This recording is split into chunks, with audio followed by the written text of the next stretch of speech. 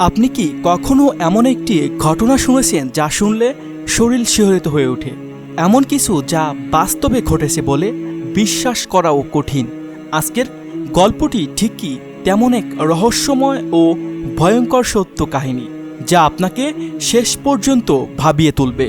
এই গল্পের প্রতিটি মুহূর্তে রহস্য লুকিয়ে আছে, তাই মনোযোগ দিয়ে এক সেকেন্ডও স্কিপ না করে ভিডিওটি সম্পূর্ণ দেখুন। মফিজউদ্দিন ছিলেন একজন সাধারণ কৃষক। তার জীবন ছিল পরিশ্রমী এবং তার সঙ্গে কাটানো গ্রামের অন্যান্য কৃষকদের মতো তিনিও সারাদিন মাঠে কাজ করতেন এবং রাতে পরিবারের সদস্যদের সঙ্গে সময় কাটাতেন। একদিন সকালে তিনি সিদ্ধান্ত নিলেন গ্রামের পাশে অবস্থিত জঙ্গলে কাঠ কাটতে যাবেন, যেন সেই অতিরিক্ত উপার্জন দিয়ে পরিবারের সবার জন্য শীতের পোশাক কিনতে পারেন। জঙ্গলে পৌঁছানোর পর মফিজ যখন গাছের ডাল কাটছিলেন, তখন হঠাৎ করে দূরে একটি অদ্ভুত আওয়াজ তার কানে আসে। শব্দটি শুনে মনে হয় যেন কোনো শিশু কাঁদছে, অতি দুর্লভ। মফিজ দ্রুত শব্দের উৎস খুঁজতে শুরু করেন। যতটা সম্ভব ধাপে ধাপে কিছু দূর এগিয়ে যেতে থাকলেন। হঠাৎই তার চোখে পড়ল এক বিশাল আকৃতির শকুনের দিকে, যেটি মাটিতে বসেছিল। কিন্তু তার নজর আকৃষ্ট হলো শকুনের নিচে থাকা কিছু নাড়াচাড়ার দিকে। মফিজ সাহস করে একটু কাছে গেলেন এবং তখনই তার চোখে বড় বড় হয়ে গেল। শকুনটির ডানার নিচে ছিল একটি সদ্যজাত শিশু। শিশুটি মনে হচ্ছিল মাত্র কয়েক ঘন্টা আগে জন্ম নিয়েছে। তখন প্রশ্ন উঠল, শিশুটি এখানে এলো কিভাবে? কেন এই শকুন তাকে আগলে রেখেছে? অজ্ঞাত কারণে মফিজ শিশুটিকে তুলে নিলেন। আশ্চর্যের বিষয় হচ্ছে, সেই ভয়ঙ্কর পাখিটি তাকে আঘাত করেনি, বরং সে শুধু তাকিয়েই রইল। বাড়িতে ফিরে সে স্ত্রীকে ঘটনাটি জানালো ও হতবাক হলেন এই অলৌকিক দৃশ্য দেখে। তারা দুজনেই সিদ্ধান্ত নিলেন যে সন্তানের নাম হবে আব্দুল্লাহ এবং তাকে নিজেদের দত্তক নেওয়া হবে। এভাবে মফিজউদ্দিন ও তার স্ত্রী আব্দুল্লাহকে নিয়ে নিজেদের সন্তানের মতো দত্তক নিলেন। অবশ্য আব্দুল্লাহর আগমন গ্রামের এক নতুন আলোড়ন সৃষ্টি করল। গ্রামের লোকজন শিশুটিকে দেখে নানা কথা বলা শুরু করলো। কে বলল এটি অলৌকিক ঘটনা, আবার কিছু লোক সন্দেহ প্রকাশ করে বলল এটি কি অভিশাপ চিহ্ন। গ্রামের মুরব্বীরা চিন্তায় পড়লেন এবং সিদ্ধান্ত নিলেন শিশুটিকে ইমামের কাছে নিয়ে যাওয়া হবে। ইমাম সাহেব সব শুনে বললেন, এটি সত্যি রহস্যময়, কিন্তু ইসলাম আমাদের শিখিয়েছে যে কোনো অসহায় শিশুকে আশ্রয় দেওয়ার সওয়াবের কাজ। তিনি মফিজ ও তার স্ত্রীর জন্য দোয়ার ব্যবস্থা করলেন এবং তাদেরকে শিশুটির প্রতি সদাচার করার পরামর্শ দিলেন।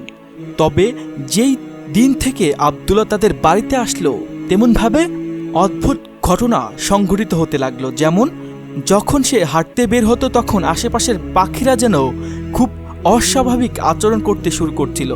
কখনো উড়ে চলে যাচ্ছিল, আবার কখনো তাকে ঘিরে ধরছিল। এমন অবস্থায় গ্রামের কিছু লোক ভয়ে ভীত হয়ে উঠতে লাগলো। একদিন রাতের বেলায় একটি ঘটনা ঘটল যা পুরো গ্রামে আতঙ্ক ছড়িয়ে দিল। মফিজউদ্দিন গভীর রাতে ঘুম থেকে উঠে দেখলেন যে আব্দুল্লাহ বিছনায় নেই। চারপাশে অন্ধকার ছিল, তবে বাইরে একটা অদ্ভুত গানের সুর ভেসে আসছিল। তিনি সাহস করে বাইরে বের হলেন এবং দেখলেন তার ছেলে পুকুরের ধারে দাঁড়িয়ে আছে। সে কোথাও তাকিয়ে আছে। ঠিক তখনই নজরে আসে সেই বিশাল শকুনটি। আবার শকুনটি যেন তাকে পাহারা দিচ্ছে না, বরং তাকে সতর্ক করার চেষ্টা করছে।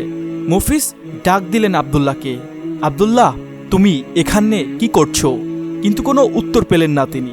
সাহস করে মফিজ এগিয়ে গেলেন ছেলের উদ্দেশ্যে, কিন্তু হঠাৎই শকুনটির ডানা মেলে ধরল, যেন মফিজকে কিছু বোঝাতে চাইছেন। মফিজ ভয় পেতে থাকলেও তার সন্তানের প্রতি ভালোবাসা তাকে আরও এগিয়ে যেতে প্রেরণা দিল। তিনি আব্দুল্লাহর হাত ধরে টান দিলেন। ঠিক তখনই চারপাশের হঠাৎ ঝড় শুরু হলো।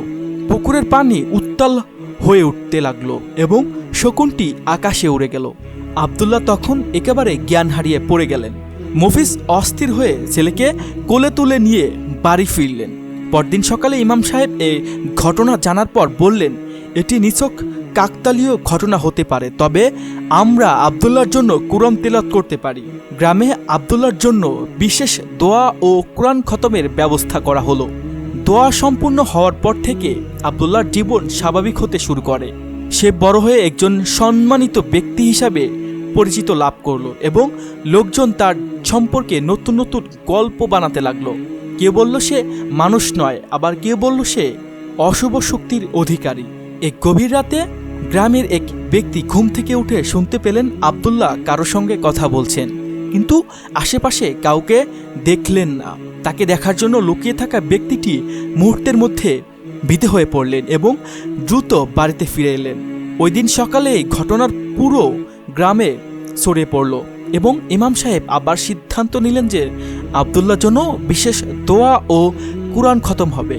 এইসবের মধ্যেও এমন একটি মুহূর্ত ছিল যেখানে গ্রামের কিছু বাচ্চারা বলছিল তারা রাতের আধারে দেখেছে যে আকাশ থেকে বিশাল এক ছায়া এসে উড়ে গেছে।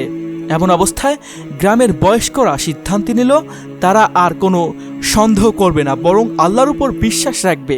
তারা মনে করলেন এটি আল্লাহর কুদরত হতে পারে যা তাদেরকে সতর্ক করছে।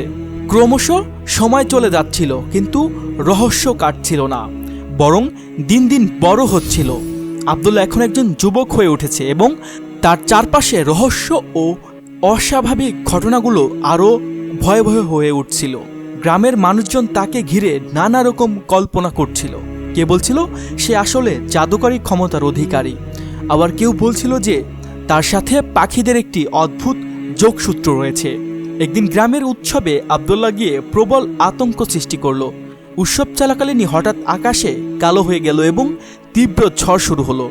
সবাই আতঙ্কিত হয়ে পড়ল এবং ছুটাছুটি করতে লাগলো।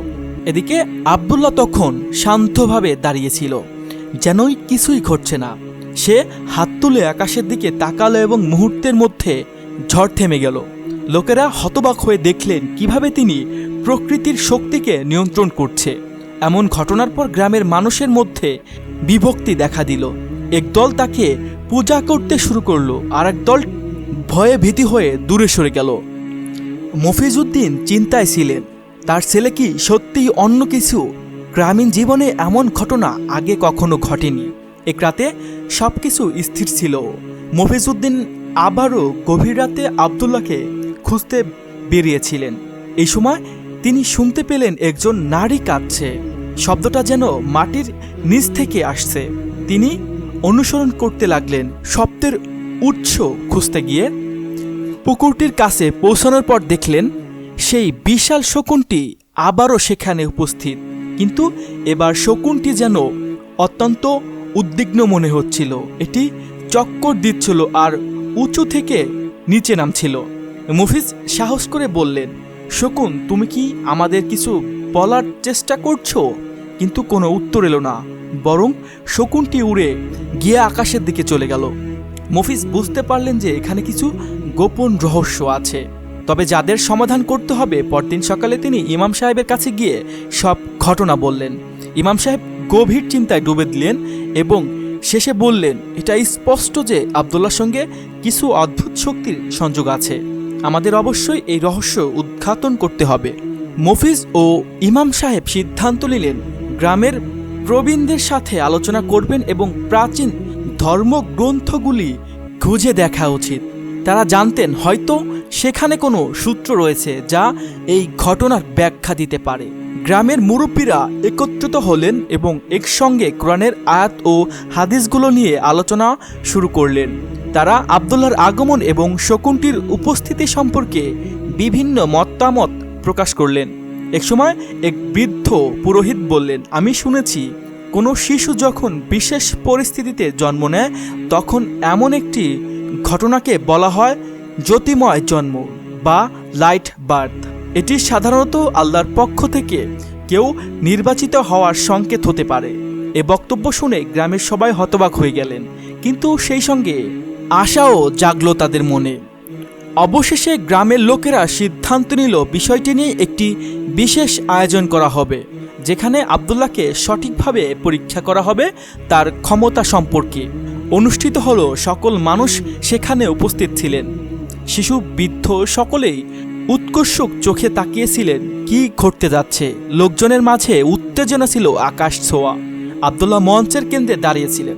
যখন তাকে প্রশ্ন করা হলো, তুমি কি সত্যিই অন্য কারো মতো নও? এই ক্ষমতাগুলোর উৎস কি? এ সময় মফিজ তার সন্তানের দিকে তাকালেন।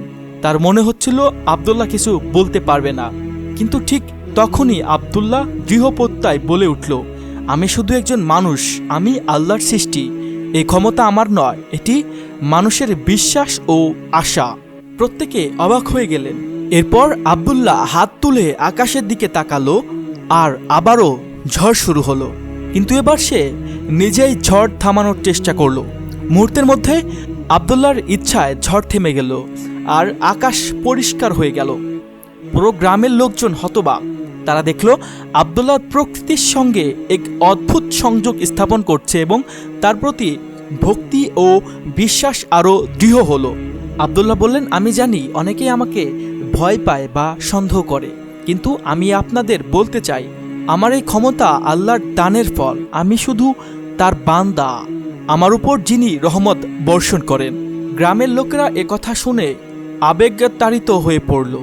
কিছু মানুষ তাকে অভিনন্দন জানাতে শুরু করলো এবং আল্লাহর প্রতি শ্রদ্ধা প্রদর্শন করতে লাগলো। আব্দুল্লাহর গল্প প্রমাণ করে আল্লাহ যাকে বিশেষ রহমত দেন তাকে মানুষের কল্যাণের কাজে করার দায়িত্ব দেন। ভয় নয়, বরং আল্লাহর উপর ভরসা, ভালোবাসা ও সহমতার মাধ্যমে সব রহস্যের জবাব খুঁজে পাওয়া যায়। আপনার এই গল্প থেকে কি শেখার আছে কমেন্ট করে জানান। ভিডিওটি ভালো লাগলে লাইক দিন, চ্যানেলটি সাবস্ক্রাইব করুন এবং বেল আইকন প্রেস করুন। আল্লাহ হাফেজ।